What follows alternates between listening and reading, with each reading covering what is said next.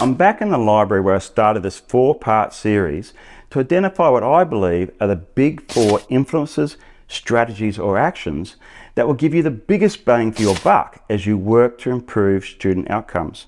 And it's the ideas in this book which provide the framework for the biggest of the big 4. And it was written by arguably one of the most influential educational psychologists in recent years, who is most renowned for his work on cognitive development. And his name is Jean Piaget. So in this episode, I'm going to summarize the Piagetian approach and see how it scores on John Hattie's barometer of influence.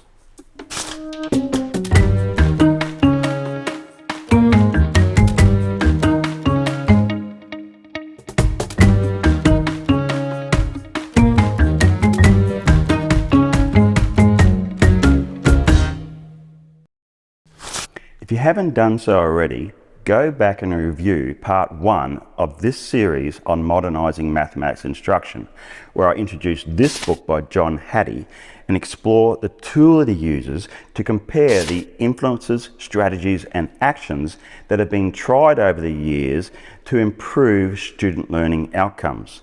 Now, in short, we're looking for an effect size of 40 hundredths, as that is the benchmark for all the learning that should occur in 1 year of schooling.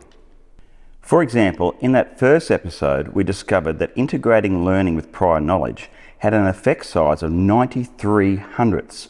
That's more than 2 years of growth for each year of schooling.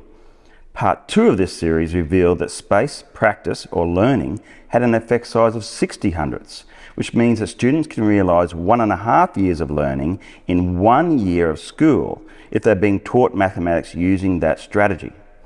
Part 3 showed that promoting effective classroom discussion gave you more than 2 years of growth for each year of schooling.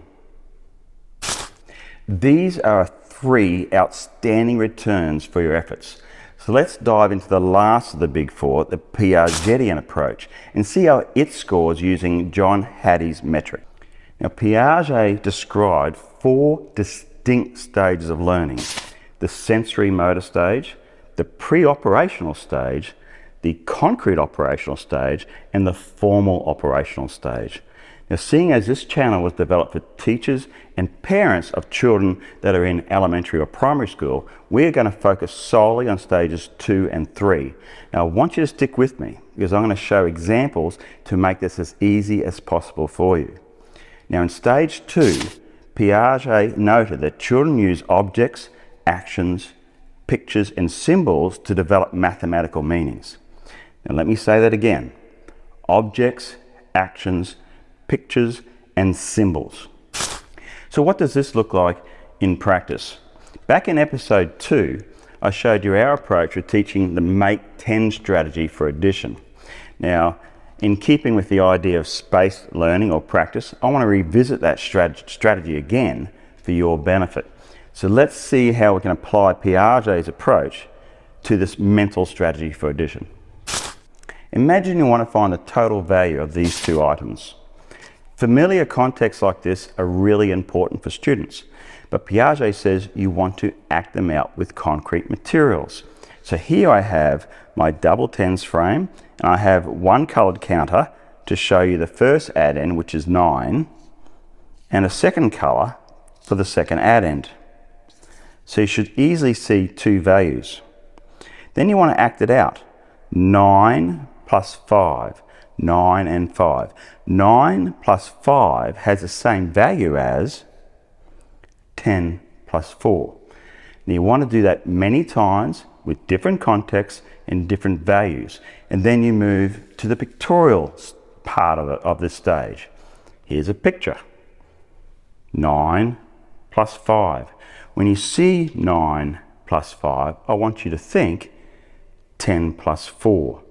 9 plus 5 has the same value as 10 plus 4. Now let's round out this stage 2 of Piaget's approach by representing all that purely with symbols. When I see 9 plus 5, I want you to think 10 plus 4. Now this is very important to note. By following this approach, students are seeing numbers as quantities first.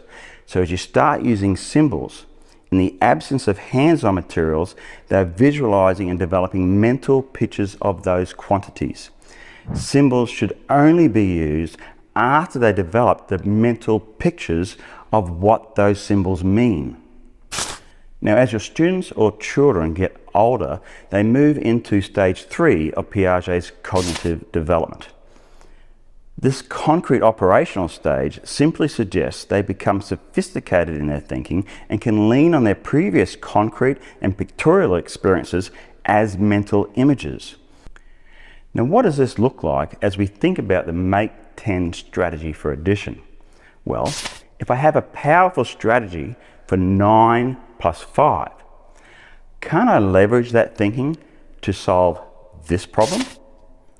Picture quantities in your head. That's what this stage is about. I have 29 things and I want to add 15 things. Rather than thinking of symbols, you're picturing quantities. 29 plus 15, can't I just move one of these over to here? In doing so, do I change the total? No, I don't. 29 plus 15 has the same value as 30 plus 14. Now that is much easier to do in your head. And what about this example? 398 plus 56. Again, picture quantities. You're not actually going to manipulate quantities, but you picture them. Traditionally, however, you would be taught to use the algorithm because this has regrouping in 2 places. But it's not necessary to think that way if you're picturing quantities. 398 plus 56. Can't I just put 2 of these over to there? 398 plus 56 has the same value as 400 plus 54. Now the answer should just jump straight at you, 454. So there's no reason to use an algorithm with this if you're simply leveraging what you already learned when you were about 6 years old. Now I think you get the point, but let's just do a couple more examples. Further up the grades, you might encounter this problem. Now we don't need a calculator or an algorithm either. I no longer need to make 10. As my thinking becomes more sophisticated, I can adapt the strategy from making a 10 to making a whole. Now what do I need in the first add-in to make a whole? 500ths. Where can I get that from? It's right here in the second add-in. So 1 and 95 hundredths plus 2 and 45 hundredths is the same value as 2 plus 2 and 4 tenths. A simple counting on strategy would tell me that the answer is 4 and 4 tenths. And similarly, when confronted with fractions examples such as 7/8 plus 3/8, they can form a mental image of making a whole to see that 7/8 plus 3/8 is the same value as 1 and 2/8.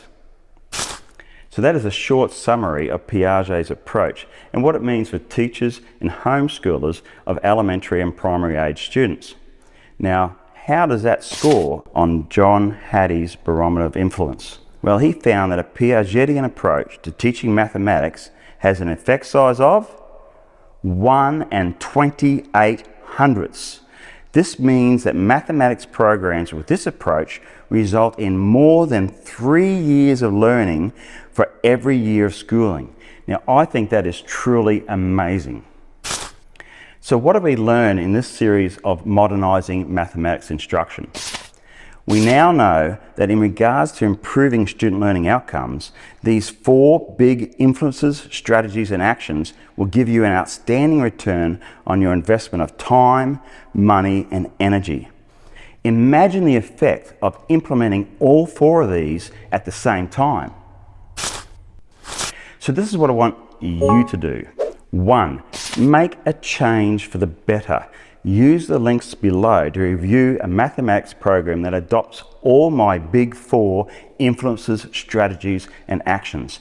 You won't be sorry.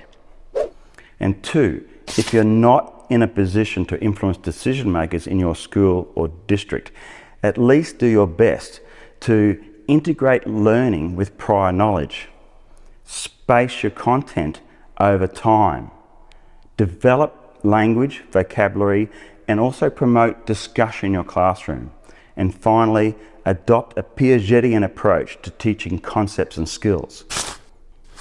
And as always, if you've seen value in this episode or series, then please leave some helpful comments or a thumbs up, and remember to subscribe today so you never miss another learning opportunity with me. See you next time.